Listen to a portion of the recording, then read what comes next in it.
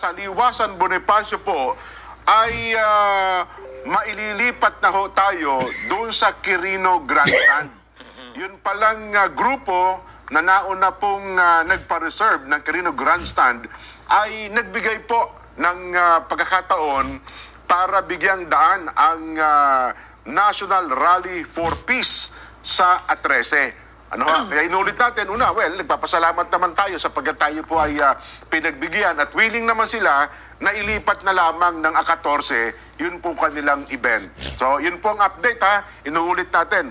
Yun pong National Rally for Peace sa halip na gagawin po sa Liwasang Bonifacio, doon ang pinakasentro. Ang latest po, gaya sa ibang mga naunang nagkaroon na ng pagtitipon, at maging sa mga pagsambang, alam ko ay naipahayag na rin po ito, ay ililipat na po doon sa mas malaking venue, ang Quirino Grandstand. Kaya tayo po naman ay nagpapasalamat para doon ay makapagsagawa ng mas maganda at mas malaking venue, ng atin pong National Rally for Peace. Bukod pa dyan yung iba't ibang mga venues dyan, sa iba't ibang mga rehiyon. Ayun, nanatili yun. Walang pagbabago doon. Yes. Doon sa mga naunang pahayag natin. Kasi kung hindi ako nagkakamali, Davao, Iloilo, Ormoc, Legazpi, Palawan, meron natin mga ganon. Siguro yung mga nakikinig sa atin, alam na rin po yan. So yan po ang latest, Kong, na gusto natin iparating sa ating mga kababayan po.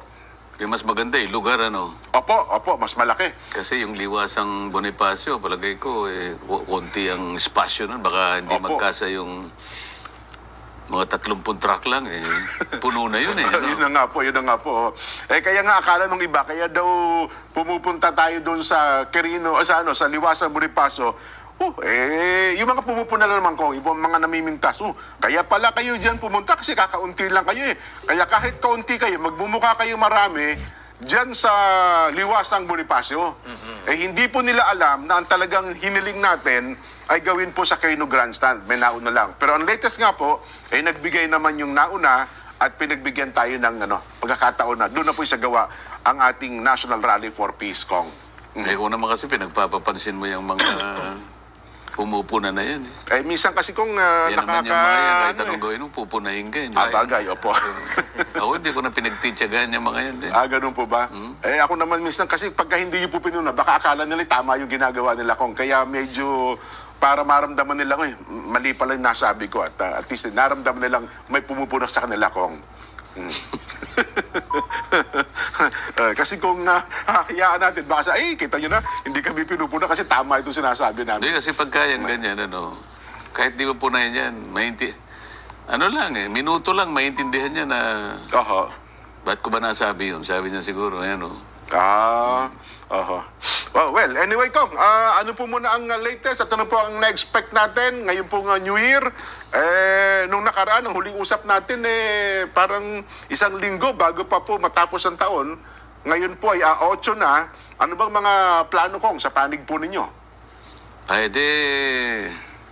Marami tayong lugar na in-schedule na pupuntahan dyan sapagkat sang-ayon na rin dun sa mga paanyaya ng mga iba't ibang mga sektor at saka yung mga ibang mga nananawagan para sa lalo nating ikakikilala sa ating mga kababayan. So, pinupuntahan natin kahit na medyo malalayo yung lugar, basta kayang puntahan ng tricycle dyan. Tricycle ba ang ginagamit yun? Tricycle lang. Ay, problema yung tricycle, sumasalipaw pa. Ganun ba? Isa naman yung tricycle, may LEC Ayun. Umaangat sa lupa. Pangkaraniwan, yun namang ibang nagagamit, may fixed wing, sabi nga nila. Ayun, pagka maluwag-luwag po ang schedule namin ni Nelson, maisakay nyo naman kami at ma-experience namin yung tricycle na may LEC, Kong. Katulad bukas. Kasi wala kami piloto. Kung dalawa muna ni Nelson na magpiloto. Nagpo-programa kami, Kong. Baka saan tayo mapunta? Baka sa kangkungan tayo mapunta, Kong. Well, yun po, Kong. At saka ang balita ko, napakarami na po ng mga nagdanais na kayo ay maimbitahan. At marami na rin po pala nagpapagawa ng mga poster ngayon, Kong, na isinasama po kayo. Kagaya ng pinag-usapan natin, siguro ngayon mapapansin nila na tayo naman wala naman tayong sinasabing kabulaanan. Oho. Ito, tuloy-tuloy yung pagmamagandang loob ng ating mga kaibigan na napakarami na. Kanina lang, may mga kausap ako. 2 na naman ang nagsabi na Oho. ito, yung maganda, 3 pala yung kausap ko. Yung una kong kausap, nag-uusap pa lang kami ngayon. Ito, halimbawa, Oo, po. after 10 minutes ng pag-uusap, pinakita na nila yung kanilang Ba, yung gustong design gawin. po na nga. Yung Ayun design, nandun sa... Ba't napakabilis naman ninyo? Ganun po kaming makipag-usap eh. Kahit hindi pa kami nakakauwi, bago lang kami umuwi para makita nyo na tutupad po kami sa aming pinangako.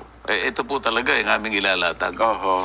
Oh. Ayun. Tapos sumunod na pangyayari, 2 inakausap, ganun din ang kanilang ipinasya. Kaya sabi ko, pagka ganito karami ang talagang makikipagtulungan sa atin, baka maganda talaga yung taong ito, Jen. Totoo po. At sana ang balita pa natin ko, marami pa po yung mga nasa malalayong lugar ang gusto rin magpaabot ng ang hinihintay lang nila ko yung go signal po ninyo eh. Baka daw kasi mamaya nagpagawa sila tapos hindi pala okay sa inyo, Kong. Hindi, bago naman nila gawin kasi binabayber na. Ang dali ngayon Ayun kasi na nga Jen, po, may design ka agad. Unang-una, sila ay hihingi ng design, ano? Meron Opo. pang, may sinasabi pa silang mga high resolution, yung mga ganyan. Kung marami naman tayong staff na tumututok sa ganyang mga requirements. So, depende sa kanilang pangangailangan kung gaano kalaki, Opo. kung anong tipo ng campaign material ang gusto nila, meron eh. Opo. So, ibabayber sa kanila. Ngayon, pagka naibayber sa kanila, i-design nila ngayon. Opo. Kasama na nga yung mga taong gustong makitandem. At pagkatapos, ibabalik sa atin kung okay na, kapag ginawa natin na ganyan, edi